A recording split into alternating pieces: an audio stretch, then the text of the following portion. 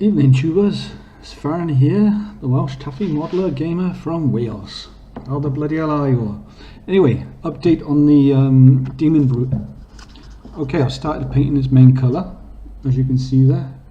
And basically what I want to discuss today in this video, it's going to go on for quite a while, is basically the painting method that I've used. Okay, so I'll start with the back because this is the best area to talk about. Okay, so I'm just gonna get that camera in. Yep, there we go. So as you can see on this side, this has had a couple of thin layers of Mecrite red. Okay, very thin, just like water, just enough for the pigment to stain the primer. Okay, that was done, left to dry, and then afterwards we have put on Evil Sun Scarlet. I've only put on one coat of that on here so far, and pretty much all the Mecrite red is still showing. And on the top here you can see the green stuff veins. They're showing up better now. Now those veins are going to stay red at the base to match the colour of the skin, and reaching up to a purpley blue on the top. So that will represent the mutation, the vein, the evil flowing through the figure. And in the middle here I've used up Sandry dust. Again, individual small layers like water, building it up and building it up. And this method actually gives you a very nice finish, as if you've used an airbrush. There are probably modelers out there, mini painters, that know this method, but they don't want to discuss it because it's like their own secrets. There are plenty of them out there that do not want to discuss. But good old Gus, Colour of the Gods, he gave us the best tip ever with the glazes. I've stocked up on glaze meat and everything, and I'm using that, and it's a brilliant method. But I wanted to try it with water to see if I can get the same effect, and I kind of got the similar effect. So Evil Sun Scarlet has gone all over this part of the torso. Okay, I work in very unorthodox manner. I will basically paint a section and paint it in sections, like I'll do a half of a torso, a thigh, and then I'll work over on the other side and work on a hand. You know, it's just the way I work. But anyway, so we've got like Mecrite red showing here, and it's blending into the Evil Sun Scarlet. It's very difficult to see on this light. I've even put a diffuser on my lamp. But this is the best light I've actually been able to achieve all evening. I've done about 12 takes on this already. But anyway, what I've done around the areas where there's like these tears for these air vents in the skin, I've actually got a bit of purple around there just to represent some like permanent bruising. It's not very obvious under this light, unfortunately.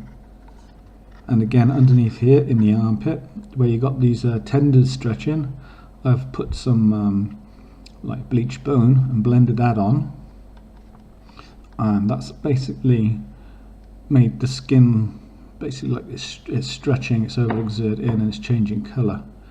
And I've done that on these hose pipes here as well. And in the armpit, a bit of purple just to represent a shade. And a lich purple was used, the old lich purple. And also a blue is good to use, like Necral Abyss. And again, that particular paint is very highly pigmented, so you have to really, you only need a tiny bit of it and water, and that's enough. So that is all built up in, there's about 10 or 12 layers of red paint on there, and all different types of blends, and it's just thin as water, layered on one after the other, let it dry.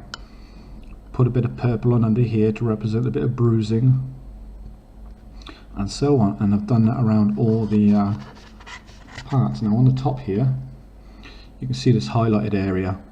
Now what I've done there basically is, again, it's the Evil Sun Scarlet as the main colour on the top, but then I've mixed real yellow, or ye, or real, whatever you call it, with the scarlet, and I've actually put a very thin layer of that on as the first highlight.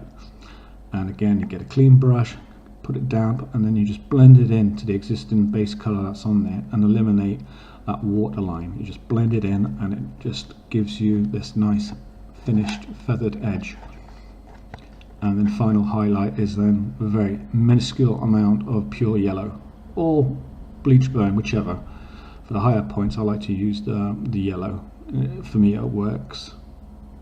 And then for the bruising creases around here, as you can see, this here was all this colour, Evil Sun Scarlet. And as you can see, it's like a purpley colour now, and it's stretching up the exhaust pipe on the top there.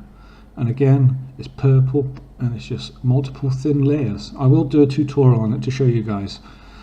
And on here, the exhaust port here, this is not a metallic brown at all. This is scorched brown from the old Citadel range. I think you can use Rhinox hide now as the equivalent, and it's quite a decent equivalent as well. And again, it's just thin layers. There's about 5 or 6 thin layers on there, and I've used that same method on the horns as well, but I haven't finished the horns yet. So this is actually coming on really nicely, and I'm going to be doing some more tonight. And the actual hoses along here, that is going to be I'm thinking of getting that into a more intense flesh color.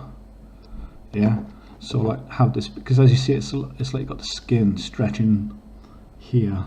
I want to get this bit more red around here and then blending into the flesh so that you can see a transition to change of colors.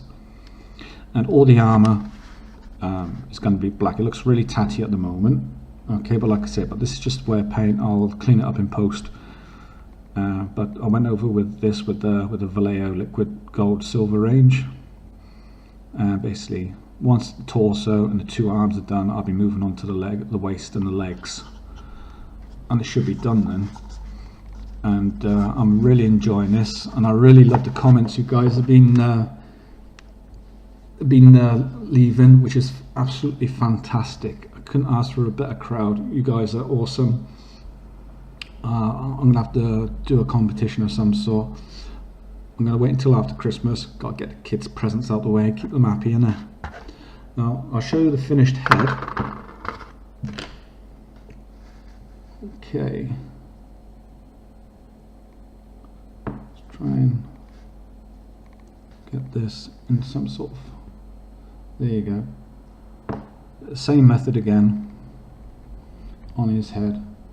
Base coat of Mechrite red. As you can see, on the back here, you can see the darker red at the back, and then blending into the reddish orange forehead. Okay, and then you got like these brown horns, and these are basically scorched brown again. And part of this head here, which looks like an old part of a marine helmet, is that's just black. Monsters should have bright white teeth to make them pop, and that was basically Rakkat flesh as a main base coat, just slightly thinned for it to stick, and just progressive layers on top of that again, just to highlight it up. And the blue was Temple Guard blue, but first I think I went down with Necron Abyss first, and then put the light blue on top after. And then once all the painting was done, I just sealed it in satin varnish. Took me about 20 minutes to paint this, and it was a lot of fun as well. I mean, this must be my favourite miniature, is the Daemon Prince from Games Workshop. It is a good model, and you can pick them up cheap enough on eBay anyway.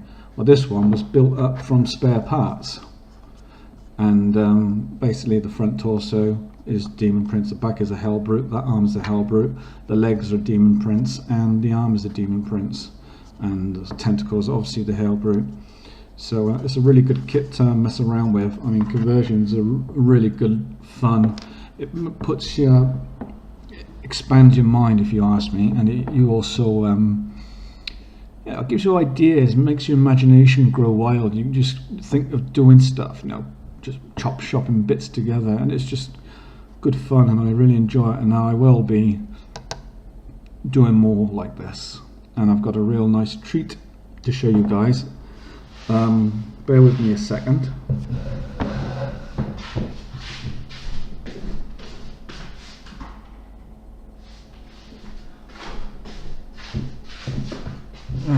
here is, I showed this on a video a long time ago, back in the summer I think, or spring, and this is my Primark Demon Prince Angron. Now I used 3 kits to actually put this together, and what I used was basically a zombie dragon, a hell brute, and a demon prince. So you can see on the top part of the head here, which is a demon prince head, cut the lower jaw off, and then the bottom jaw there then is part of a zombie dragon, with the zombie dragon tongue poking out. And then this part here is green stuff, all these little like strands of muscle sinew keeping the jaws together, that's green stuff. And all these pipes and dreadlocks, again, it's all green stuff. And Angron's got a signature double-headed axe. I haven't got the bits to make a proper World Eater's axe, or get a World Eater's logos on the actual shoulder pads, but I don't care. I don't think you can use it in the game. You might be able to with one of the editions where you have a little supplement, but I've really enjoyed putting that together. I mean, it is complete, it just needs painting, but my only regret is sticking the wings on at this stage. I should have put them on after. If I try to prise them off now, I'm just going to make it worse. I mean, the only thing I have to do on this now to finish it is get the chains hanging down the back with the skulls on the end. Okay, and again, his cloak, that's draping down his back. You can see it showing through. It's like a membrane, really. And we've got tears in it. And it's draping down the back of his leg. I just got to glue that into place there, so it looks like gravity is really taking control there. But he's got like some little knee pads there in case he goes skateboarding. You know, he doesn't want to graze his kneecap. But yeah, I hope to be painting this very soon. And like I said, this is all in Mechrite red, and I'm going to incorporate that same painting style that I done on the Daemon Brute over there. So just imagine these two having a face off. That'd be pretty cool. I mean, they're nice models. I will be what's the word now, doing a showcase on all of the demons that I've done. So I'll have a nice long video, some nice music playing along at some point or other, and I think I should get it finished, ready for the new year. Anyway, thank you very much for watching. I really appreciate the audience that I have. The comments are always fantastic and positive. Just really love you guys. You're just the best, and I hope to you know, hear from you guys soon again, and I look forward to your comments. And please remember to like, comment and subscribe, and I'll see you out there in the next one. Thank you very much, everybody, and thanks for watching. You're a great crew. Thanks very much. Bye.